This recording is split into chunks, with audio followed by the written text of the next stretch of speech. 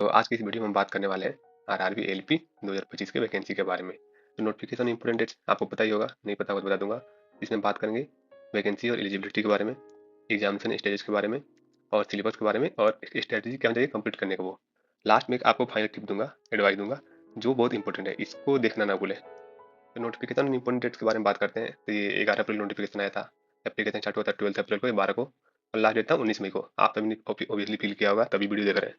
जिन्होंने application form fill नहीं किया है एलपी 2025 का, उन्हें ये वीडियो देखने का कोई जरूरत नहीं है। ठीक है, एग्जाम डेट जो है अभी तक अनाउंस नहीं हुआ है, तो एग्जाम डेट में भी देखिए इसका कब अनाउंस होता है। बात करते हैं वैकेंसी और एलिजिबिलिटी के बारे में। तो टोटल 21 आरआरबी जो है, टोटल 21 आरआरबी में इन्होंने 9,970 वैकेंसी दिए हैं। ठीक है, इस 9,970 वैकेंसी, अगर आप डिटेल वैकेंसी देखना चाहते हैं कि किस जोन में कितने वैकेंसीज हैं, तो आप आरआरबी के ऑफिशियल वेबसाइट जाइए, वहाँ से डाउनलोड नोटिफिकेशन पे क्लिक करें, नोटिफिकेशन डाउनलोड कीजिए। वैकेंसी एलिजिबिलिटी के बारे में बात करते हैं, तो आपने मैट्रिकुलेशन किया होना चाहिए किसी रिकॉग्नाइज यूनिवर्सिटी से या कॉलेज से। और इन सारी ट्रेड्स में जो भी heat engine, instrument mechanic, machinist, electrician, इसमें सारे जो भी दिए हुए हैं, इसमें से किसी भी आपने एसएससी किया हुआ है, आईटीआई पास किया होना चाहिए। ठीक है, 3 साल का अगर आपने डिप्लोमा किया है मैकेनिकल, इलेक्ट्रिकल, इलेक्ट्रॉनिक या ऑटोमोबाइल में, तो भी आप एलिजिबल है। या अगर आपने बीटेक या बीई किया हुआ है इन सारे ट्रेड्स में, मैकेनिकल, इलेक्ट्रिकल, इलेक्ट्रॉनिक्स या ऑटोमोबाइल में, तो भी आप एलिजिबल है। बात करते हैं एग्जामिनेशन स्टेज के बारे में। तो ये एग्जाम 3 स्टेज में कंप्लीट होता है। जिसे पहला स्टेज होता है उसे बोलते हैं कंप्यूटर बेस्ड टेस्ट 1, CBT 1। अगर आप इसमें क्वालिफाई होते हैं तो आपको CBT 2 के लिए बुलाया जाएगा, यानी कि अगर आप CBT 1 क्वालिफाई होते हैं तो CBT 2 के लिए एलिजिबल होते हैं।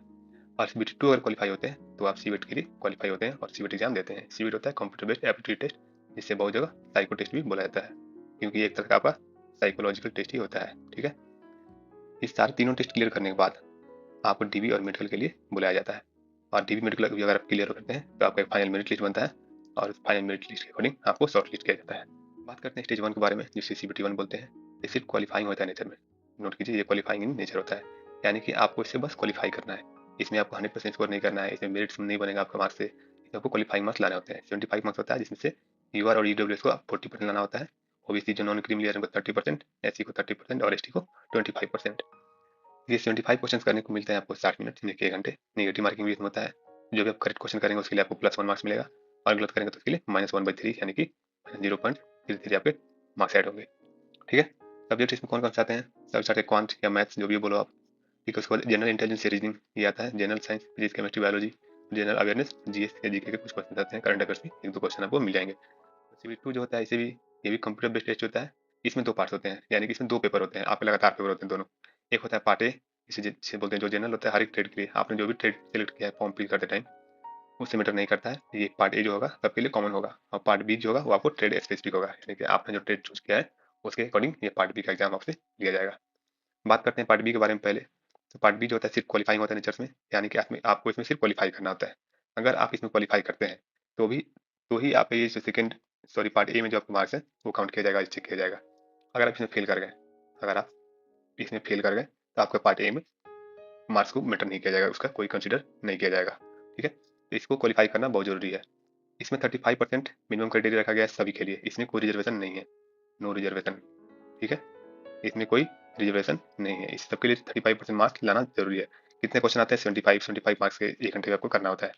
ठीक है, इस 75 मार्क्स का 35% आपको ऑलमोस्ट 27 या 23 जो भी हो काउंट कर लीजिएगा, कैलकुलेट कर लीजिएगा, उतना लाना होता है। ठीक है, तो मान लीजिए आपने अपने ट्रेड पेपर क्वालिफाई कर लिया, उसके बाद आपका पार्ट ए जो है स्टेज 2 का चेक किया जाएगा। पार्ट ए जो होता है इसमें 100 क्वेश्चन होते हैं। ठीक है, 100 मार्क्स के क्वेश्चन होते हैं, और आपको मिलते हैं टोटल 1.5 घंटे।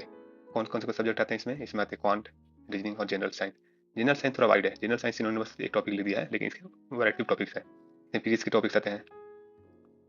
ठीक है, इसमें आते हैं इन्वायरमेंट क्वेश्चन आते हैं, इन्वायरमेंट क्वेश्चन आते हैं, इसमें कंप्यूटर लिटरेसी के क्वेश्चन आते हैं, इसमें आपका इंजीनियरिंग ड्राइंग के क्वेश्चन आते हैं, और वेरियस और टॉपिक्स के, स्मॉल स्मॉल टॉपिक्स के क्वेश्चन आते हैं। तो सिलेबस देख सकते हैं, किसी नेक्स्ट वीडियो में करेंगे तो जानेंगे कि इसमें डिटेल सिलेबस क्या है। तो आप पार्ट ए में जितने भी स्कोर करेंगे, इसका 70% मार्क्स ही आपको मेरिट के लिए काउंट होगा। बाकी 30% कहाँ से आएगा? बाकी 30% आएगा आपका पेपर 3 से। बात करते हैं पेपर 3 के बारे में, यानी कि साइको टेस्ट।